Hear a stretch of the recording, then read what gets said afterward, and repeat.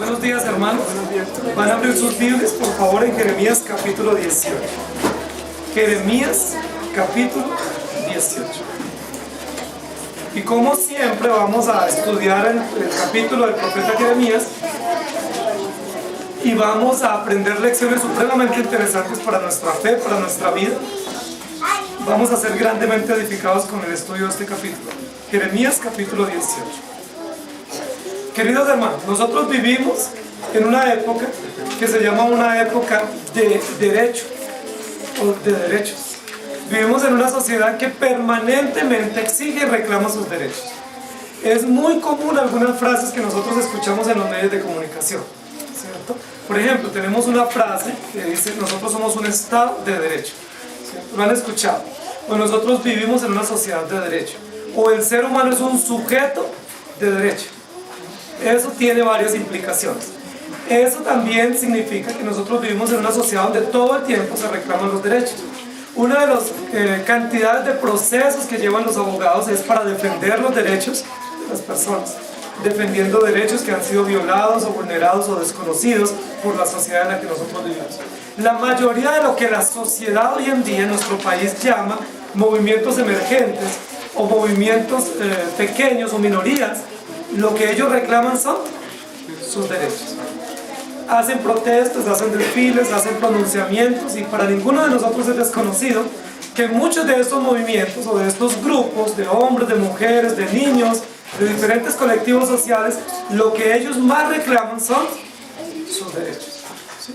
Tenemos derecho a, y tienen un pliego, un listado interminable de derechos que según ellos por la Constitución o por las leyes de su país o de sus estados les pertenecen a ellos. Vivimos en una sociedad de derechos.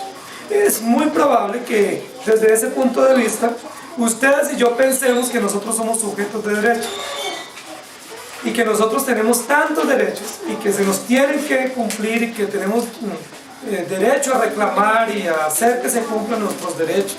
Es muy probable que nosotros estemos pensando eso y que le estemos transmitiendo a nuestros hijos eso también en la sociedad en la que vivimos. Hay un sistema pedagógico y psicológico muy contemporáneo que se llama el constructivismo. Y ese sistema pedagógico lo que dice es: cada niño desde que nace es un sujeto de derecho y él tiene derecho por sí mismo, sin ninguna intervención, sin que nadie lo moldee o lo modele. Él tiene derecho a exigir sus derechos. Esa pedagogía constructivista o esa pedagogía educativa lo que dice es: usted no puede incidir en la vida de un niño, sino que usted tiene que dejarlo para que él libre y voluntariamente desarrolle su propio proyecto de vida, para que él de manera autónoma, de manera natural, construya su propia identidad sexual, construya su propio rol como ser y sea pues un instrumento útil dependiendo de su propia iniciativa. ¿Han escuchado eso? Eso es común en nuestros colegios donde tenemos a nuestros hijos. Cuando nosotros matriculamos a nuestros hijos en los jardines infantiles, una de las cosas que nos hacen llenar es preguntando quién toma las decisiones en la casa, qué decisiones toma el niño, cómo se disciplina el niño, para ellos en los jardines poder evaluar qué tipo de educación está recibiendo nuestros hijos. Queridos hermanos, nosotros hoy vamos a hablar de derecho. ¿Les gusta el tema? Hoy vamos a hablar de derecho y vamos a hablar de los derechos que nosotros tenemos y vamos a hablar de los derechos que la Biblia nos da. Y quiero que podamos comenzar comprendiendo la analogía que la Biblia nos va a presentar en esta mañana, que es una parábola o una sucesión de metáforas para enseñarnos sobre el tema del alfarero y del barro en manos del alfarero. Y vamos a ir comprendiendo qué derecho tenemos porque nosotros representamos el barro y Dios, el alfarero o el artesano que está haciendo una obra y que está construyendo nuestra vida, cumpliendo un fiel propósito para nosotros. En ese sentido, ¿qué derecho tiene el barro? ¿Cuáles son los derechos que el barro tiene si él está en las manos siendo moldeado por el alfarero? Vamos a seguir estudiando, vamos a ver que hay algún derecho del barro, ¿cierto? Y vamos a ver el alfarero qué lugar tiene en la vida nuestra. Queridos hermanos, vamos al versículo 18 versículo 6 del capítulo 18. Dice así: no podré yo hacer de vosotros como este alfarero, oh casa de Israel, dice Jehová. He aquí que como el barro en la mano del alfarero, así sois vosotros en mi mano, oh casa de Israel. Y el título que yo le he puesto para la enseñanza de esta mañana es ¿por qué me has hecho así? Que es una pregunta con relación al tema del barro que la palabra de Dios nos plantea. ¿Por qué me has hecho así? Nosotros, como creemos que somos sujetos de derecho, nosotros siempre tenemos preguntas. Y una de las inquietudes que todos tenemos permanentemente es la inquietud del reclamo y de la queja. ¿Alguno de ustedes reclama en su casa o en su trabajo o se queja por alguna cosa?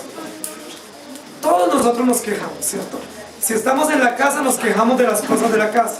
Quejamos de las cosas de la casa. Si estamos en un trabajo, siempre nos vamos a quejar. Si somos patronos, ¿de quién nos quejamos?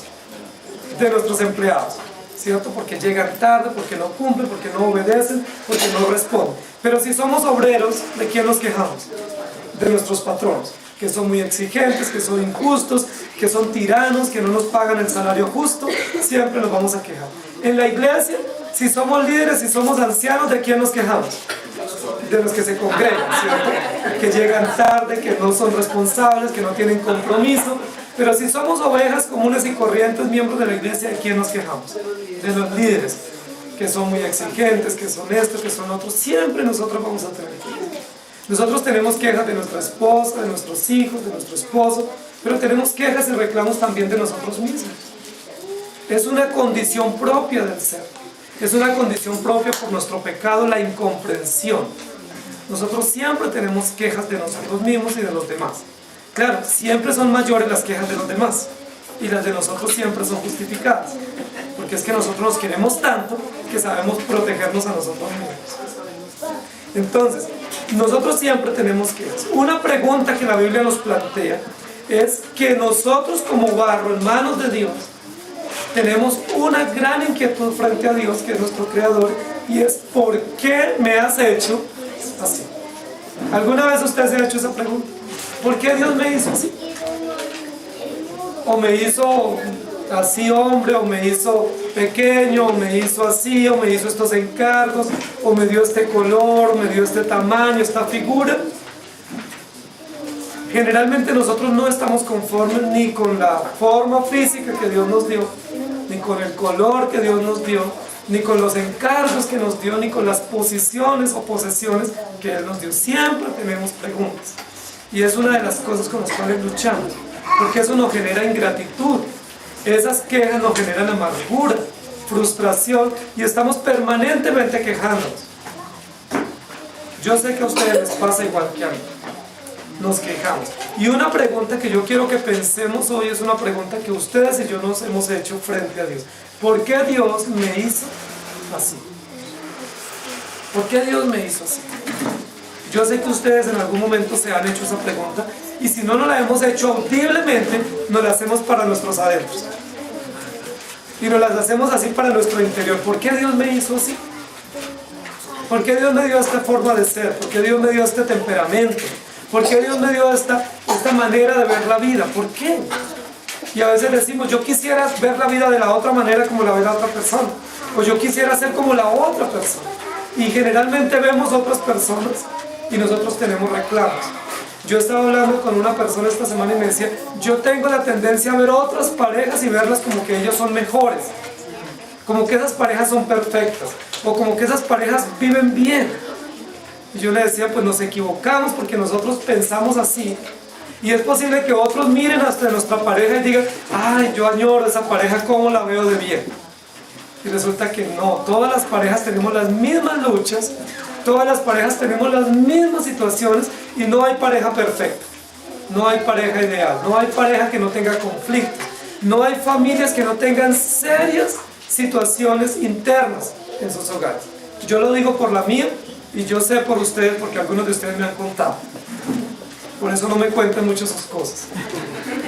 Pero todas las parejas tenemos serias dificultades, muchísimas dificultades, que a veces no las sacamos a la luz, a veces las sabemos maquillar bien, a veces sabemos ocultarlas bien, pero no hay pareja perfecta, no hay hijos perfectos, no hay esposo o esposa perfecta o pareja ideal.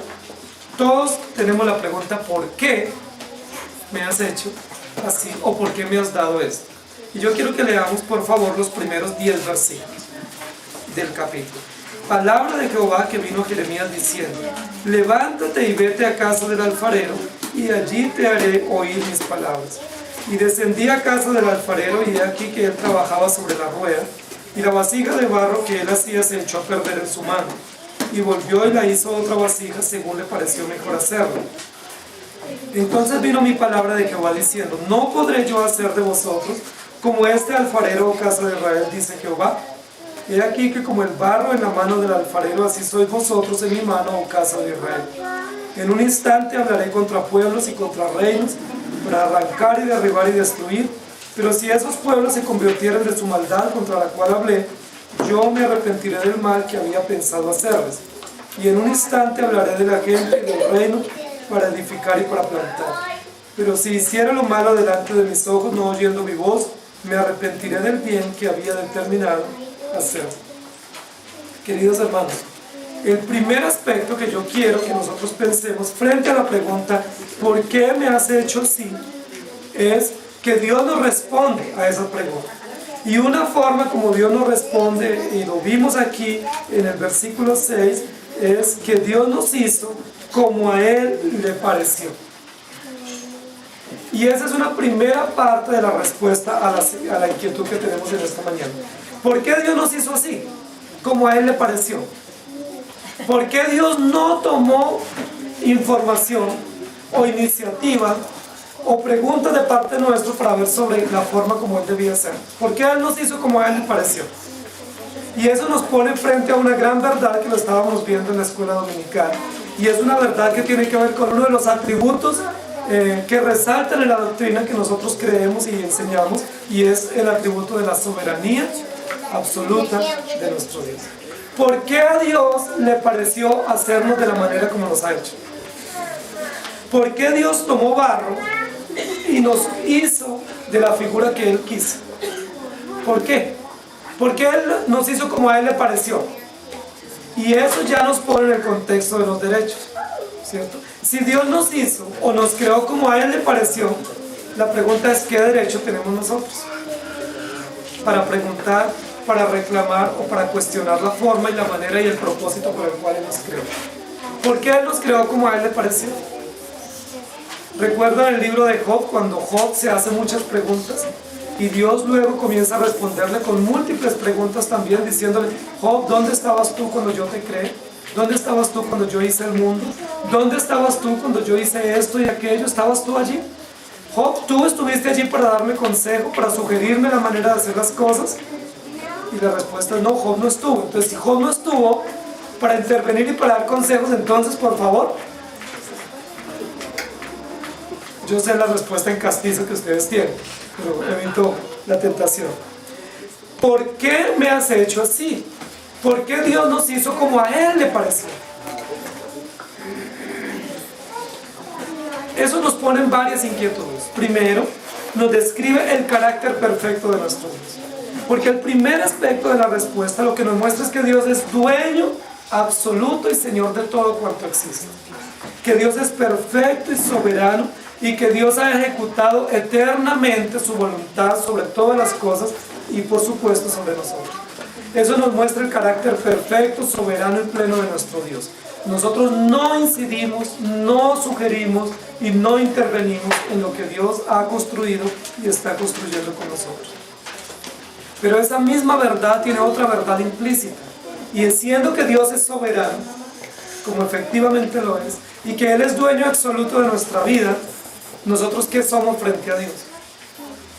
¿Cuál es la metáfora que se usa acá para representarnos? Somos barro. Somos barro. Los salmistas en otras oportunidades dicen somos polvo. Y cuando vamos a Génesis capítulo 1 y capítulo 2, dice la Biblia que Dios nos hizo del polvo. Cuando Dios dio la sentencia por el pecado en Génesis 3, dice polvo eres y en polvo te convertirás. El término Adán significa de la tierra, significa humanidad, de la tierra. Es decir, cada vez que nosotros recordamos que somos seres humanos, en otro sentido lo que estamos recordando es que somos de la tierra. Humanidad, en otros idiomas, viene de humus, que significa tierra.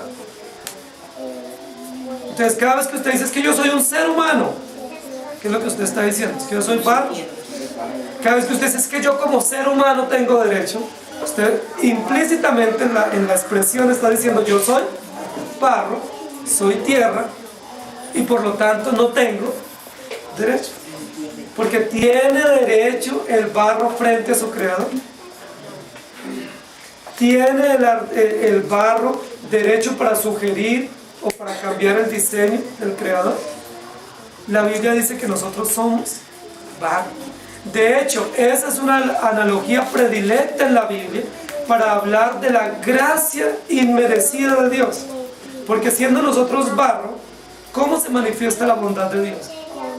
Que Él tenga condescendencia con nosotros, que Él muestre su amor incomparable y que siendo nosotros barro, Él se tome la molestia de tomarnos en sus manos y hacer la figura y hacer la santificación que Él ha determinado con nosotros. La figura del alfarero y del barro nos muestra la soberanía de Dios, nos muestra la incapacidad nuestra, que no podemos sugerir, altercar o incidir en el plan de Dios, pero también nos muestra la condescendencia de Dios. Ustedes se imaginan, queridos hermanos, por un momento pensar que Dios, siendo perfecto y soberano, siendo absoluto e infinito en todo su ser, siendo impecable, se tome la molestia de tomar un poco de barro y hacer una figura, y de esa figura darle vida y hacer de ello un ser, y ese ser luego adoptarlo como su hijo y mandar a Jesucristo a morir por nuestros pecados. Eso no es una expresión inmensa de la condescendencia de Dios, de la gracia inmerecida de Dios para nosotros. Porque nosotros, ¿qué somos frente a Dios? No somos sujetos de derecho. Frente a Dios, según la analogía que se nos presenta acá en el capítulo, ustedes y yo somos barro. ¿Y para qué sirve el barro? Si la Biblia dijera que nosotros somos un diamante, diríamos somos muy valiosos, ¿cierto?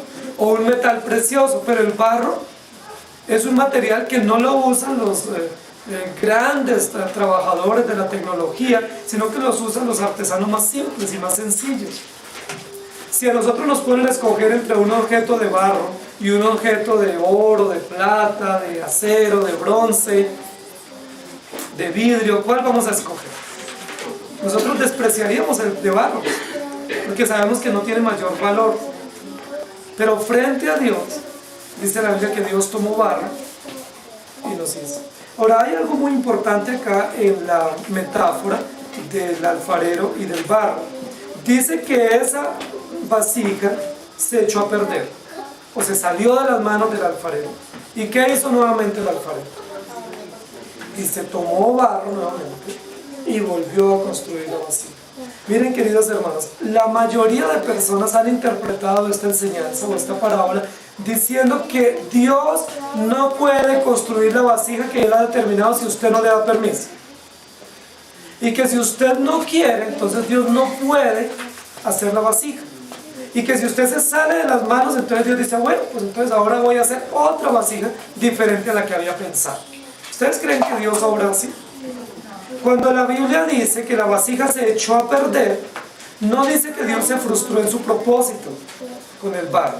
Lo que está diciendo es que el barro, por alguna razón, no se pudo lograr lo que Dios estaba haciendo, porque rebeldemente el barro no dejaba moldearse, y entonces Dios castigó, ¿cierto?, a esa nación, y luego forma la vasija que Él ha determinado hacer. No está diciendo que Dios cambió de planes, sino que Dios puede hacer con el barro lo que Él ha determinado, y el versículo 6 lo dice. El versículo 4 dice que hace la vasija según a Él le pareció mejor hacerla, y el versículo 6 dice, no podré yo hacer de vosotros, oh casa de Israel, lo que yo quiera con ustedes, mostrando la soberanía y el control absoluto de Dios. Y luego dice, ustedes son el barro y yo soy el alfarero, estoy construyendo la vida de ustedes. Hay varias razones por las cuales el barro no se puede trabajar. Una razón es porque el barro está muy seco. Si está muy seco, se quiebra y no se puede hacer la vasija. Es necesario que se esté humedeciendo permanentemente el barro para que pueda ser moldeable, para que el alfarero cumpla su propósito. Otra razón por la cual el barro a veces no se deja trabajar para hacer la vasija es porque tiene contaminaciones, tiene impurezas, ¿sí? Por ejemplo, tiene piedra. Entonces es necesario quitarle las contaminaciones para que el barro pueda ser dócil en las manos del alfarero. Lo que la Biblia nos va a decir acá en esta enseñanza es que el pueblo de Israel es un pueblo muy rebelde. Lo hemos visto en los capítulos anteriores. No se parece en absoluto a nosotros. El pueblo de Israel era supremamente rebelde y cuando Dios estaba trabajando el barro, ¿qué pasaba con esa vasija? Se echaba a perder.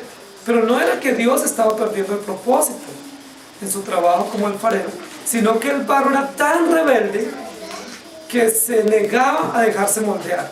Y entonces Dios permite situaciones de juicio para demostrarle a Israel y a Judá que va a cumplir su propósito. El versículo 8, el versículo 7, el versículo 9 nos recuerdan 5 de los 6 verbos que se usaron en el capítulo 1 de Jeremías.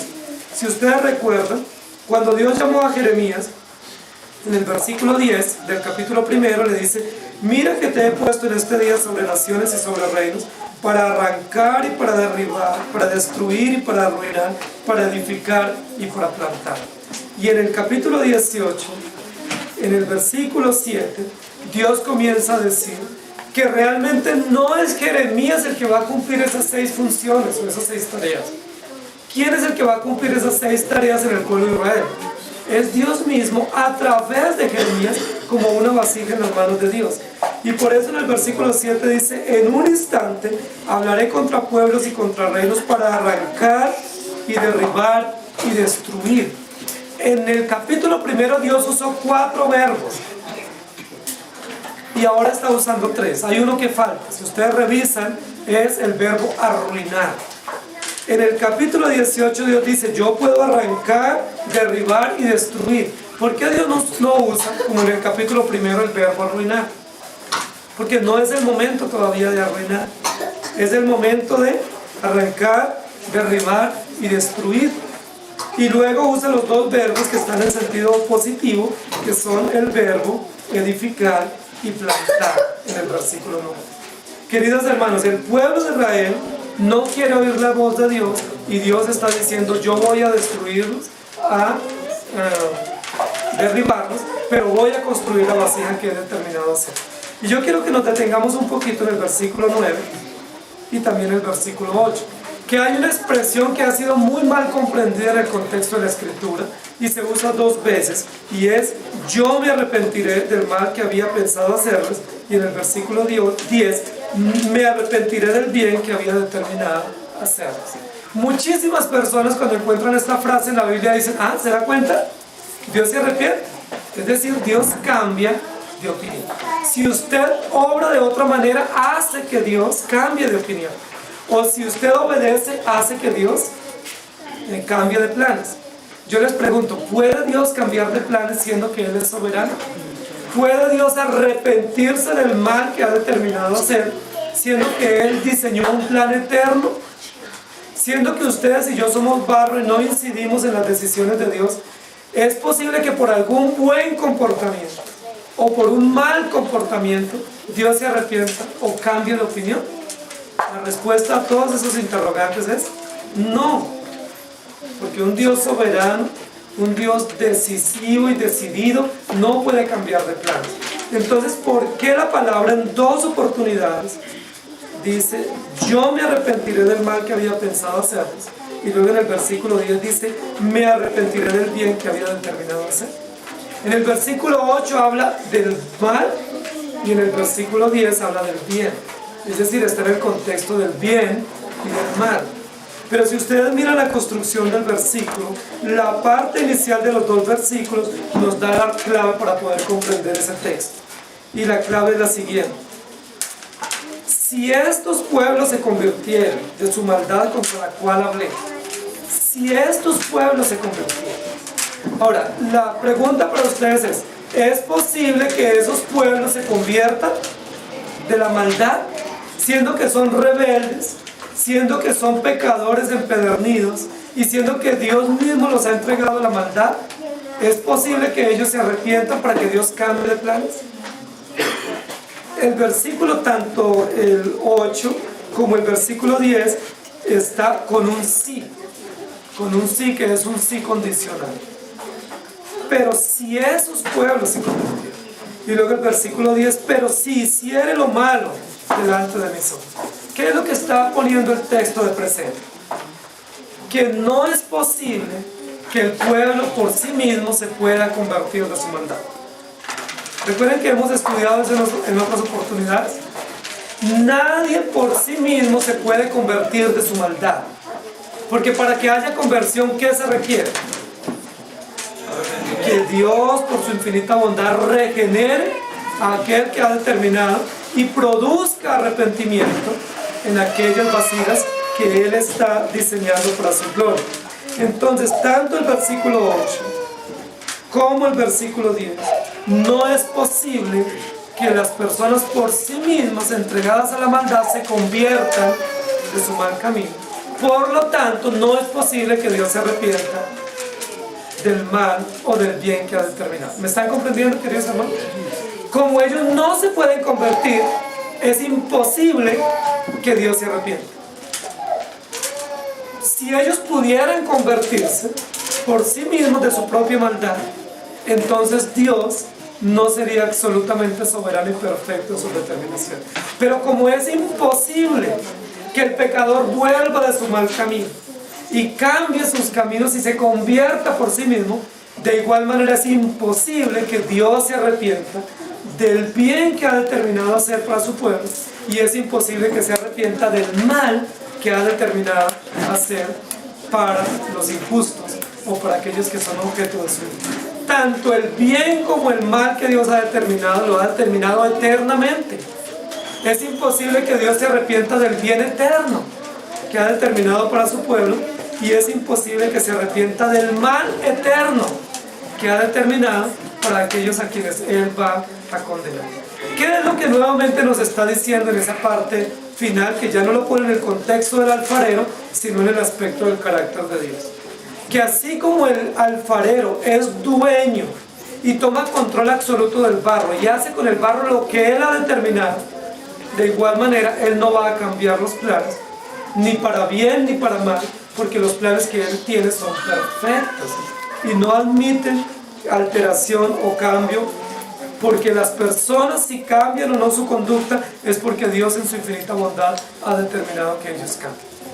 Espero estar transmitiendo adecuadamente el mensaje y que ustedes estén comprendiendo adecuadamente lo que yo quiero comentarles. Entonces, ¿Dios se puede arrepentir de lo que ha determinado hacer? Es imposible que Él se arrepienta. Algunos dicen lo siguiente: cuando la Biblia habla de arrepentimiento, no habla del propósito eterno, sino habla de los sentimientos de Dios. Porque a Dios le duele, y entonces dice que se arrepiente en el sentido de que le duele. Yo creo que los sentimientos de Dios son perfectos también. Y los sentimientos de Dios, siendo que son eternos y que no son vulnerables o que no son cambiantes, es imposible que Él se duela de algo que Él mismo ha determinado hacer. Porque Dios no puede dolerse de lo que Él mismo ha diseñado. Si Él ha diseñado algo y se duele, ¿qué es lo que está diciendo? Pues como que se equivocó, o como que Él está afectado emocionalmente por aquello que Él mismo determinó. Y es imposible que eso pueda suceder en un Dios perfecto, absoluto y soberano como es el Dios de la Escritura. Entonces, en primer lugar, ¿por qué Dios nos ha hecho así? Porque Él es soberano. Porque Él es soberano y dueño absoluto, y nos ha hecho como a Él le pareció mejor. Y yo quiero que ustedes recuerden eso, queridos hermanos, porque el versículo 4 lo dice: a Él le pareció mejor hacernos así. Ustedes, lo que a Dios le pareció mejor. No puede ser mejor para Dios, y por eso Él nos construyó, nos diseñó así. Somos parte del diseño excelente y perfecto de Dios para nosotros. Vamos a ir a la segunda parte del estudio, versículos 11 al 17. Dice así: ahora pues habla luego a todo hombre de Judá y a los moradores de Jerusalén diciendo: así ha dicho Jehová, he aquí que yo dispongo mal contra vosotros y traza contra vosotros designios, conviértase cada uno de su mal camino y mejore sus caminos y sus obras. Y dijeron: es en vano, porque en pos de nuestros ídolos iremos y haremos cada uno el pensamiento de nuestro malvado corazón. Por tanto, así ha dicho Jehová: preguntad ahora a las naciones, ¿quién ha oído cosa semejante? Gran fealdad ha hecho la Virgen de Israel. ¿Faltará la nieve del Líbano en la piedra del campo? ¿Faltarán las aguas frías que corren de lejanas tierras? Porque mi pueblo me ha olvidado incensando a lo que es vanidad y ha tropezado en sus caminos y en las sendas antiguas, para que camine por sendas y no por camino transitado, para poner su tierra en desolación, objeto de burla perpetua. Todo aquel que pasare por ella se asombrará y meneará la cabeza. Como viento solano los esparciré delante del enemigo, les mostraré las espaldas y no el rostro en el día de su perdición. En esa segunda parte se va a describir la pecaminosidad humana. La primera parte del capítulo describe la soberanía absoluta y perfecta de Dios. En esa segunda parte, la pecaminosidad humana, diciendo nuevamente que nosotros como barro somos barro en sus manos, y que si la vasija está tomando dificultad para la construcción o se está teniendo que desbaratar y volver a hacer de nuevo, es por una simple razón. No es porque Dios esté cambiando de planes, sino porque el barro, que es la materia prima con la cual se está trabajando, es un barro pecaminoso, o es un barro difícil en las manos, y Dios nos muestra que somos pecadores. En esta segunda parte dice que el pueblo de Israel es un pueblo pecaminoso, que es un pueblo pecador, que hacen cosas feas delante de Dios, que Dios les da sus designios, sus leyes, sus normas, traza sus designios y les llama a convertirse, y ellos dicen: es en vano. Y yo quiero que ustedes vayan al versículo 12, porque no sé si eso les trae algo a sus mentes. Cuando Dios da las leyes, o cuando Dios da las normas, las instrucciones, ¿cómo responde el pueblo? Versículo 12. ¿Saben cómo responde? Es en vano.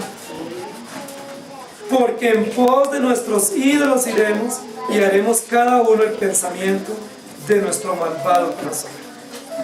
Queridos hermanos, esa es la respuesta del pueblo de Israel. Casi que en términos más sencillos es: Dios nos da las normas y nos dice obedézcanlas porque son buenas, es la mejor manera como yo les puedo dar a conocer mis normas, y nosotros decimos: Señor, no pierda el tiempo, o no se desgaste diciéndome eso, o usted me dice eso y puede que sea bueno, pero yo no lo voy a hacer. ¿Ustedes les trae algún recuerdo de eso? ¿De algo que ustedes han pensado, o de cómo sus hijos a veces responden a sus normas?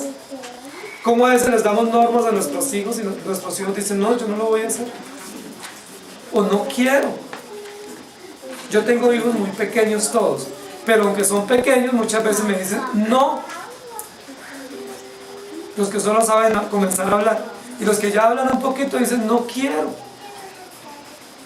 Yo no sé si sus hijos responden lo mismo, o los míos son los más terribles, pero mis hijos me dicen: no quiero.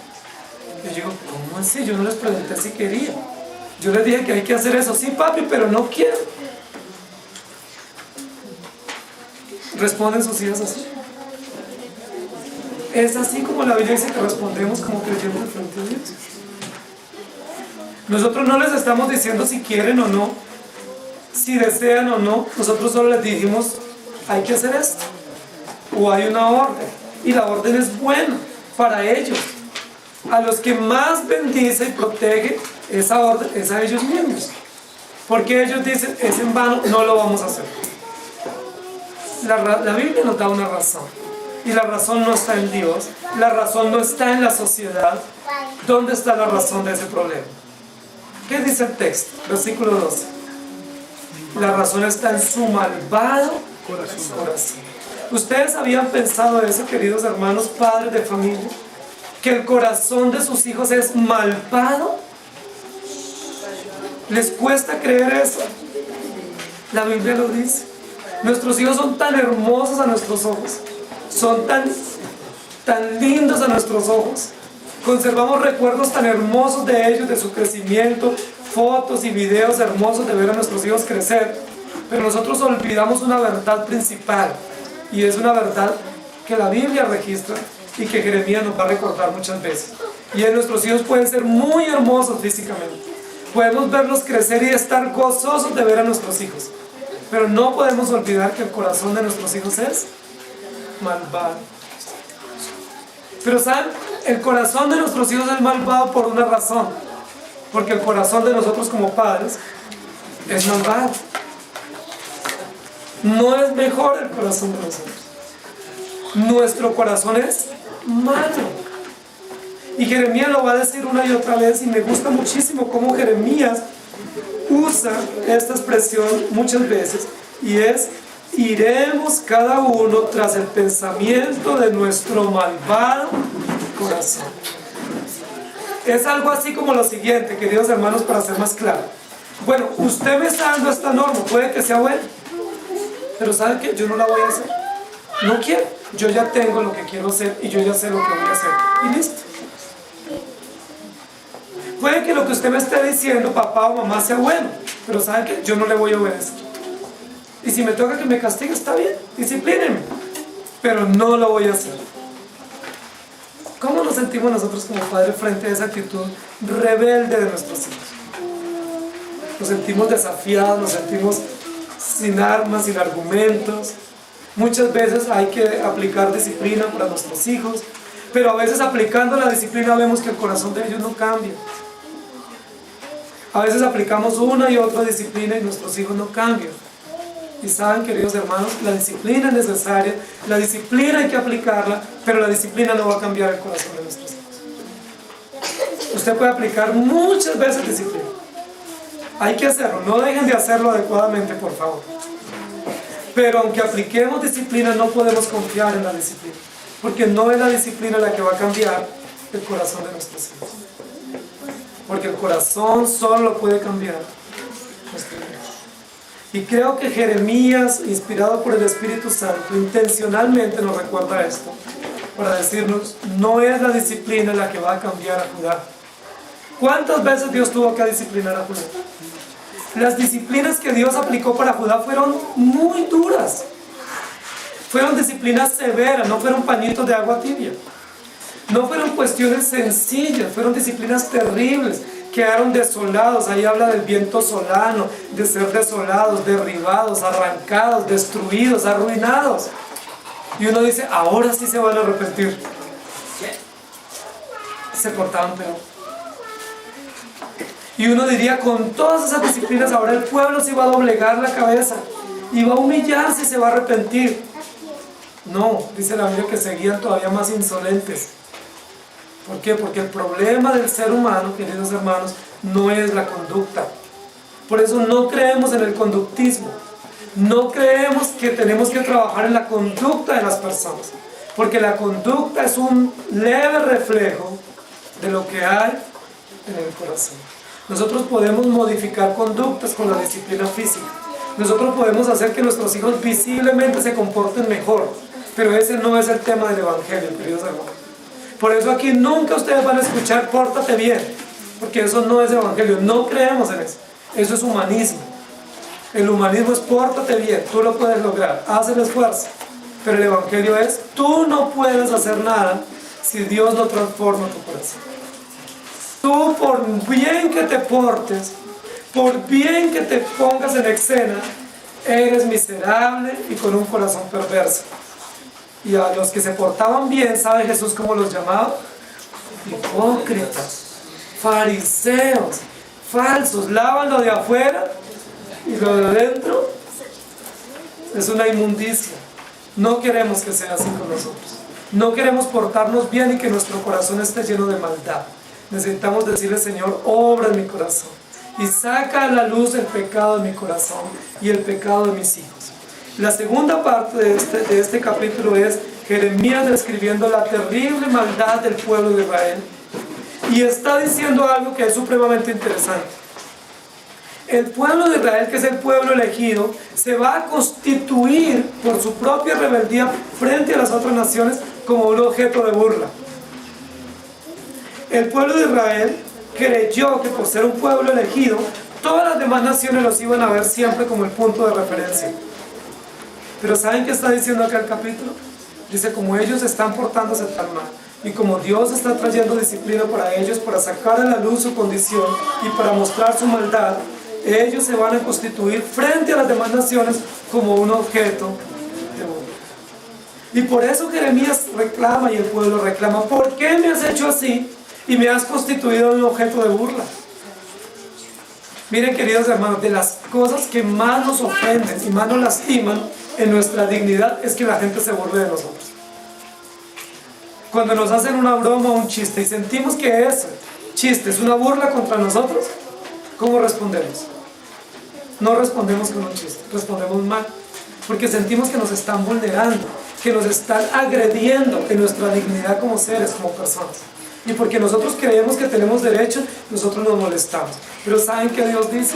Dios va a hacer de su pueblo escogido un objeto de burla. Cuando las demás naciones miren a su pueblo escogido, ¿qué van a hacer? Ahí dice simbólicamente lo que van a hacer. Dice que todas las naciones van a mirarlos pasar y van a mover la cabeza diciendo: pobrecitos, qué lástima. Ellos creyendo que eran el pueblo elegido, y mire cómo están. Mire cómo Dios los trata. Mire su Dios cómo los trata. Ahora yo les pregunto, ¿era necesario que Dios disciplinara a Judá y a Israel? ¿La disciplina iba a cambiar su corazón? No. Pero era necesario que Dios disciplinara a su pueblo para que se mostrara que realmente Dios trabaja internamente en el corazón. Y que la materia prima con la cual Él trabaja es una materia prima rebelde, indomable, pero a pesar de eso Dios cumplirá su propósito en nosotros. Queridos hermanos, muchos de ustedes tienen inquietudes con sus hijos, yo tengo con los míos, pero ¿sabe cuál es nuestra esperanza? No la conducta de ellos, ni siquiera el corazón de ellos, ni lo que nosotros les enseñamos, ni la doctrina que les transmitimos. Esa no es nuestra esperanza. Nuestra esperanza no es: yo los llevo todos los domingos a la iglesia y bueno, yo estoy confiado que están aprendiendo. No es esa nuestra confianza. Nuestra única confianza es que Dios es nuestro alfarero. Y que Dios, que comenzó una obra con nuestros hijos, y Dios que está haciendo la obra y construyendo la vasija, así se despedace 10,000 veces esa vasija en sus manos, Él va a lograr el propósito. Así nuestros hijos los veamos quebrados muchas veces, por múltiples razones, y pensemos que se salen de las manos del alfarero, no se van a poder salir, porque Dios es perfecto como creador, y aquel que comenzó la buena obra la perfeccionará. Todas las impurezas que hay en el barro del corazón de nuestros hijos y en el barro del corazón nuestro, Dios las va a sacar, las va a limpiar y nos va a hacer vasijas útiles en sus manos. Esa es la esperanza, y es una esperanza segura. No confiamos en nosotros, porque nosotros somos engañosos, y vimos en los capítulos anteriores: maldito el hombre que confía en el hombre. No les preocupe si son objeto de burla de otros. No les preocupe si Dios nos expone o los expone, porque saben, es necesario en muchos momentos que Dios nos avergüence y nos humille. Dios tuvo que hacer eso con el pueblo de Israel. El ambiente carismático y pentecostal enseña: usted no puede ser objeto de burla, usted no puede ser humillado, porque si usted está siendo humillado es que usted no ha creído en el Señor. La Biblia dice que Dios humilla, ¿sí? Y muchas veces Dios nos humilla a través de enfermedades, de crisis, a través de múltiples situaciones, para enseñarnos y para exponernos y mostrarnos que Él necesita limpiarnos y que Él es soberano cumpliendo el propósito. Ahora, si Dios nos humilla por periodos en nuestros hogares y en nuestras vidas cristianas, ¿qué finalidad tiene en los creyentes? Restaurarnos, ¿cierto? Limpiarnos y restaurarnos. Y esta enseñanza del alfarero nos enseña que cuando una vasija se quiebra por alguna razón, Dios no dice: bueno, pues entonces ya eso se perdió, es caso perdido. No hay caso perdido frente al plan de Dios. En la enseñanza del alfarero nos enseña el tema de la restauración. Dios restaura. Y eso es maravilloso para nosotros. Es una palabra hermosa en el plan de Dios y en el tema de la doctrina de la gracia, que Dios restaura. La Biblia dice: Dios restaura. 7 veces cae el justo y 7 veces Dios lo levanta. Dios restaura lo que pasó. Muchas cosas pensamos que no tienen solución, pero Dios, frente a Él, por su poder y su soberanía, cumple su propósito eterno en nosotros. ¿Por qué me has hecho objeto de burla? Y la respuesta es: porque nosotros somos pecadores. y como somos pecadores necesitamos que Dios intervenga. Así nos esparce, así nos trate la gente con vergüenza y nos humille, Dios nos tiene que restaurar. Ahora usa una metáfora importante en el versículo 15 y dice, porque mi pueblo me ha olvidado. Es una de las quejas de Dios. No que Dios no sepa eso, sino que Dios manifiesta públicamente para que el pueblo lo sepa. Mi pueblo me ha olvidado, insensando lo que es vanidad, y ha tropezado en sus caminos, en las sendas antiguas, para que camine por sendas y no por camino transitado. Lo vimos en los capítulos anteriores. El pueblo dejó las sendas antiguas para caminar por desechos o por caminos no transitados. Y ustedes saben, hermanos, cuando nosotros caminamos en el campo, el peligro de dejar el camino principal, intentar irnos por un camino no tan transitado. Hay un gran peligro de perdernos, de caernos, de lastimarnos y de perder totalmente el camino. Dice la Biblia, eso ha hecho el pueblo, usando una metáfora del campo. El pueblo ha dejado el camino transitado, el camino con señales, el camino que se conoce, por donde van todos los creyentes, por donde van todos los hijos de Dios, para irse por un camino desconocido. Y eso es lo que nosotros hacemos con muchísima frecuencia. Y Dios dice, yo tengo que disciplinarlos. Y vamos a ir a la tercera parte de este capítulo. La primera parte es, ¿por qué me has hecho así, como bien te pareció? Haciendo énfasis a la soberanía de Dios. La segunda parte es, ¿por qué me has hecho así objeto de burla? Haciendo alusión a la pecaminosidad humana. Y la tercera parte es, ¿por qué me has hecho así? Y yo quiero que vayamos a la parte del 18 al 23, una inquietud interesante del profeta Jeremías diciendo, mira por mí, o mírame, hablando del sufrimiento. Versículo 18, y dijeron, venid y maquinemos contra Jeremías, porque la ley de Jehová no faltará al sacerdote, ni el consejo del sabio, ni la palabra del profeta. Venid e irámoslo de lengua, y no atendamos a ninguna de sus palabras. Oh Jehová, mira por mí, y oye la voz de los que contienden conmigo. ¿Será mal por bien, para que hayan cavado hoyo a mi alma? Acuérdate que me puse delante de ti para hacer bien por ellos, para apartar de ellos tu ira.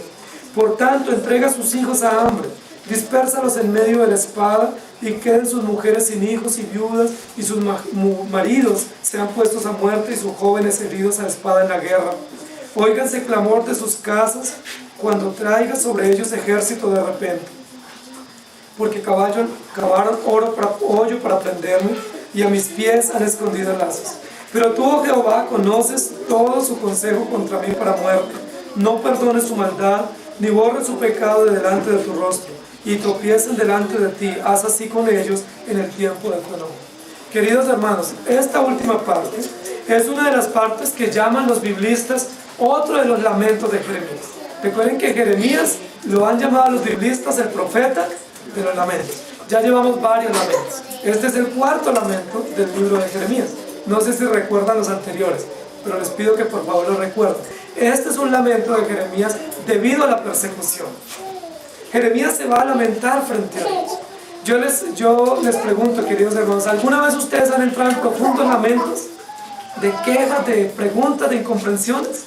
Jeremías se va a lamentar aquí frente a Dios por una situación que va a enfrentar, y es la persecución. Y él comienza a decir, a exponer lo que está pasando. ¿Qué pasó con los demás que lo rodeaban? Dijeron, venid y maquinemos contra Jeremías, porque la ley de Jehová no faltará al sacerdote, ni el consejo del sabio, ni la palabra del profeta. Venid e irámoslo de lengua, no atendamos a ninguna de sus palabras. Eso fue lo que hizo la gente contra Jeremías. Recuerden que ya habíamos visto en capítulos anteriores que los del pueblo de Anatot se habían levantado contra Jeremías y le habían dicho, no tiene nada contra nosotros. Y aunque se mostraban amigos aparentemente, en el fondo de su corazón estaban haciendo un complot para matarlo.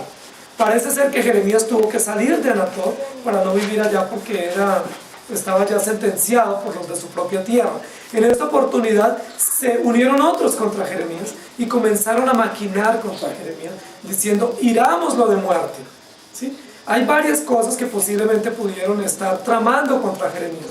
Una de ellas es levantar calumnias contra Jeremías. Ustedes saben que es una forma como se puede lastimar o se puede torpedear el trabajo de alguien, levantando calumnias, es decir, inventando cosas erradas y hacer que la gente las crea. con algunos argumentos falsos. Esa posiblemente fue una de las tramas que hicieron contra Jeremías. Pero también dice la Biblia que dijeron, irámoslos de muerte. Es decir, ¿qué fue lo que se les vino a la mente a ellos? Matémoslo. Matemos a Jeremías. ¿Por qué querían matar a Jeremías?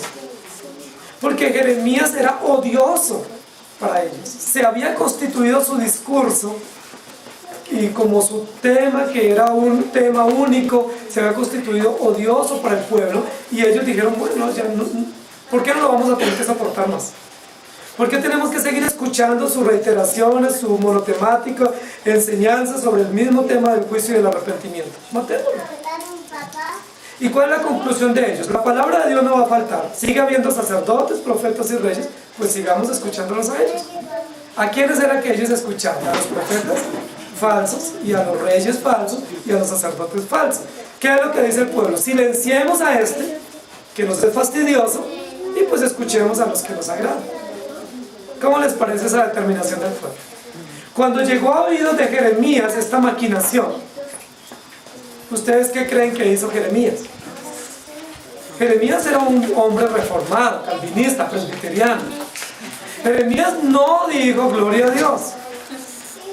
Tienen un plan, hay un complot encubierto para matarme, gracias a Dios. Jeremías no dijo, bueno, estoy en las manos de Dios y Él me cuidará, como yo sé que ustedes dirían ante una situación así. Jeremías no dijo así. Jeremías comenzó en el versículo siguiente un terrible lamento. Versículo 19, oh Jehová, mira por mí y oye la voz de los que contienden conmigo. ¿Qué es lo primero que Jeremías está diciendo en su lamento? Señor, encárgate de mí, mira por mí, atiéndeme a mí y escucha lo que están hablando estos. Ahora yo les pregunto, ¿luego ya Dios no sabía? Porque Jeremías le dice, Señor, escucha, mire, por favor, atiende. ¿No se da cuenta de lo que están planeando contra mí? Siendo que Dios es omnisciente, sabe todo. Y luego comienza más adelante a decir, ¿se da mal por bien para que haya encavado hoyo a mi alma? ¿Qué es lo que está diciendo Jeremías? Yo les hago el bien y ellos me quieren hacer a mí el mal. Acuérdate que me puse delante de ti para hacer bien por ellos y para apartar de ellos tu ira. ¿Qué es lo que está diciendo Jeremías aquí? Señor, yo soy tu instrumento, yo soy tu vasija. Tú me hiciste a la medida y me pusiste a hacer una tarea acá ministerial. ¿Va a dejar usted que me mate?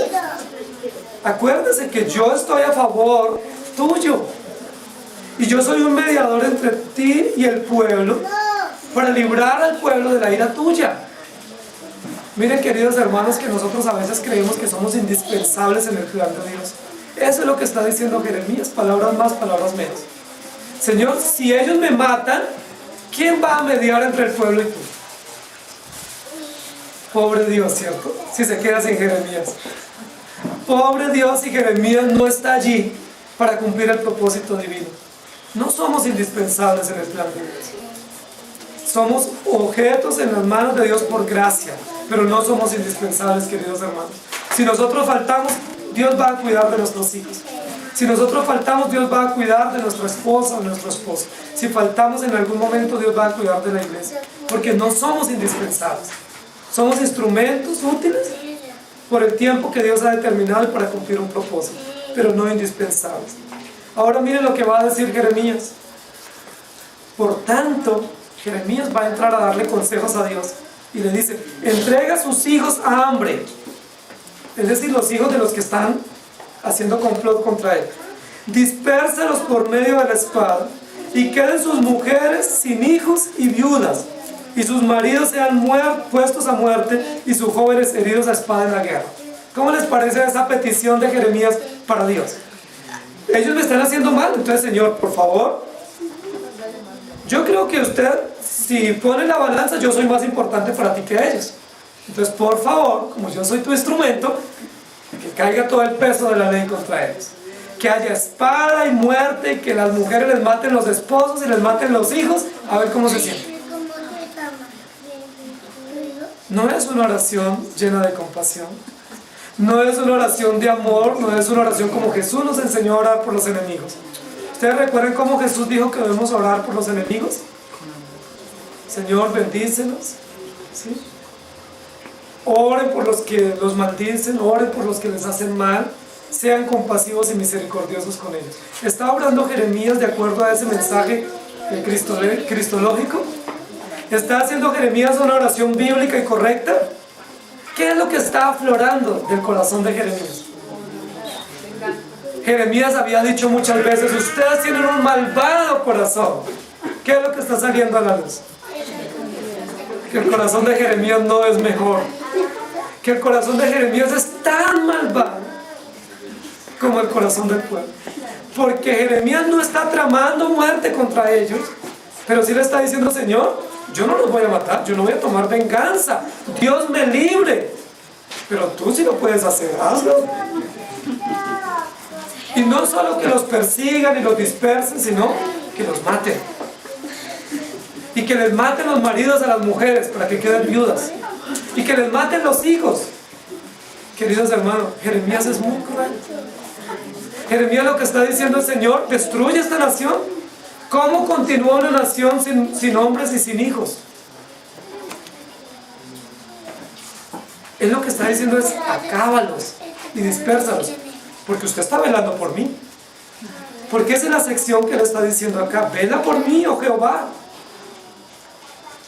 Queridos hermanos, y continúa Jeremías diciendo: óigase clamor en sus casas. Es decir, que todas las familias tengan luto y lloren, y que yo escuche el clamor cuando traiga sobre ellos ejército de repente, porque cavaron hoyo para prenderme, y a mis pies han escondido las. Jeremías lo que está diciéndose: como se metieron contra mí, que sufran. ¿Saben, queridos hermanos? Aquí no parece que Jeremías fuera un profeta puesto por Dios para ser compasivo, porque Jeremías tenía que defender la causa de él o la de Dios. ¿Cuál fue lo que Dios puso a presentar? A mostrar la voluntad de Dios y a decirle al pueblo que se arrepintiera, porque Dios iba a traer juicio. Pero Dios le dijo a Jeremías que iban a pelear contra él. ¿Se acuerdan el capítulo 1? Que se iban a levantar contra él. ¿Se acuerdan que Dios le advirtió? ¿Por qué cuando viene el sufrimiento Jeremías se asusta y dice: no, me están tocando a mí y yo necesito defenderme porque tengo derecho a defenderme? ¿Por qué Jeremías, cuando siente que su integridad está afectada, inmediatamente comienza a hacer semejante oración? Algunos teólogos dicen que esto es lo que se llamaría algunas oraciones imprecatorias, o oraciones pidiendo juicio, y que estarían atribuidas al propósito divino. Pero, queridos hermanos, yo no veo aquí una oración imprecatoria. Yo difiero aquí de muchos teólogos en ese sentido. Yo no veo aquí una oración imprecatoria puesta Jeremías en el rol divino para pedir justicia justa y oportuna para un pueblo. Yo veo aquí a un hombre dolido por su integridad, lleno de lamento, diciendo: me están tocando a mí y no puede ser que me hagan daño. Por favor, que a ellos les venga el doble de maldad.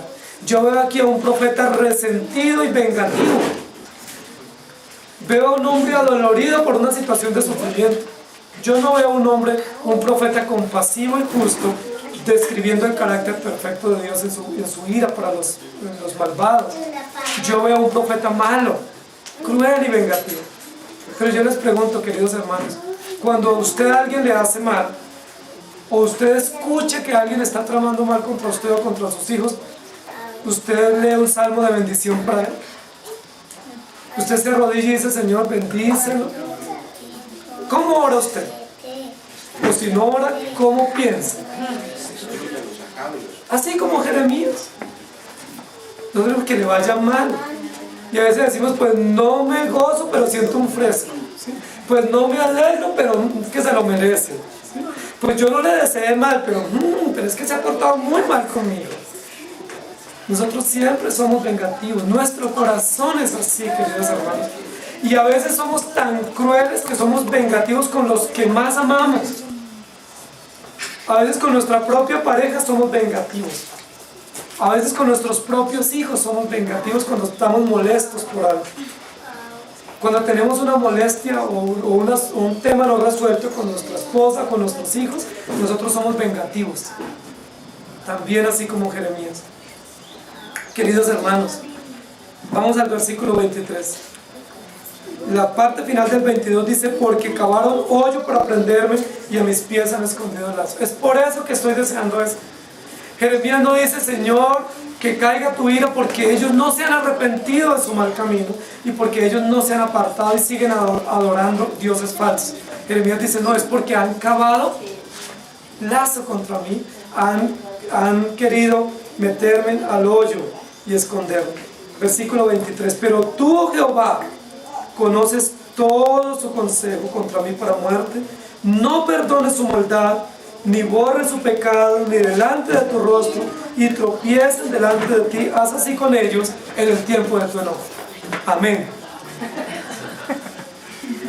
¡Qué oración, queridos hermanos! ¿Saben por qué los discípulos le dijeron a Jesús, Señor, enséñanos a orar? Porque nosotros no sabemos orar. Porque nosotros oramos con rabia, con venganza, con doble intención. Miren la oración de Jeremías, Señor, me dirijo a ti, amado Dios, para decirte que les des muerte a ellos. Tú que conoces todas las cosas y usa un atributo del conocimiento de Dios, del pleno conocimiento de Dios, le dice, no les perdones su maldad, no borres su pecado delante de tu rostro, que tropiecen delante de ti. Queridos hermanos, no es una oración evangélica esa. No es la actitud de un hombre y una mujer nacido de nuevo que ha comprendido la gracia. Si Jeremías es una vasija útil en las manos de Dios, ¿por qué lo es, querida iglesia? Solo por gracia. Jeremías no es una vasija útil en las manos de Dios porque sea un buen profeta. Jeremías, lo estamos viendo acá en muchas partes del libro, es un hombre vengativo, depresivo, conflictivo, no diferente a nosotros. ¿Por qué Jeremías está al frente de la palabra profética? Solo por gracia. No porque Jeremías tenga mérito. ¿Por qué Jeremías se atreve a hacer esta oración? Que no es una oración imprecatoria, sino una oración vengativa. ¿Saben por qué, queridos hermanos? Porque Jeremías, al igual que el pueblo, tiene un corazón malo. Y Jeremías y usted y yo tenemos un corazón malo. Cuando a nosotros algo no nos sale mal, nosotros no pensamos bien, nosotros pensamos mal. Cuando Dios permite pruebas en nuestra vida, ustedes y yo, ¿cómo pensamos de Dios? Cuando algo nos sale mal de nuestros planes, ¿cómo pensamos de Dios y del Evangelio?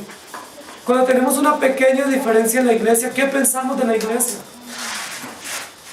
Cuando tenemos una pequeña diferencia con alguien, ¿qué pensamos? Nosotros no pensamos lo mejor, pensamos lo peor. Y todavía le decimos, Señor, ¿por qué me has hecho así?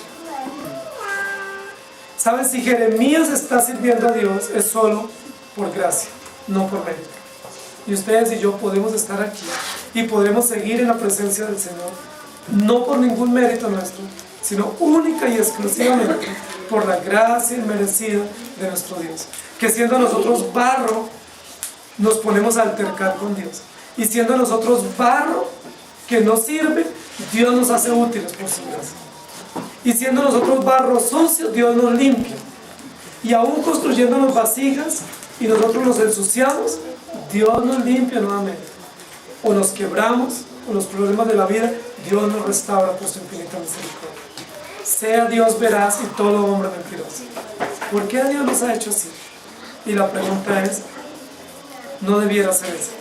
Nosotros más bien debiéramos decir, gracias por ser nuestro alfarero y por hacernos de la mejor manera como a ti te ha placido. Amén. Oremos. Amado Señor, muchísimas gracias te damos en esta mañana. Porque siendo nosotros barro y tú el alfarero, has hecho lo mejor conforme a tu infinito propósito y a tu conocimiento eterno. Pero somos nosotros pecadores y altercamos contigo.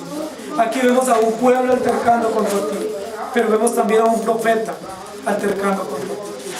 Vemos a un profeta lamentándose y pidiendo venganza. No es diferente, Jeremías, a lo que nosotros hacemos. Pero Señor, gracias por tu gracia. Estamos aquí no por ningún mérito, no porque oremos bien o porque obremos bien, no porque sirvamos bien, Podemos estar aquí solo por tu infinita misericordia. Y la esperanza nuestra no está en nosotros, sino en ti.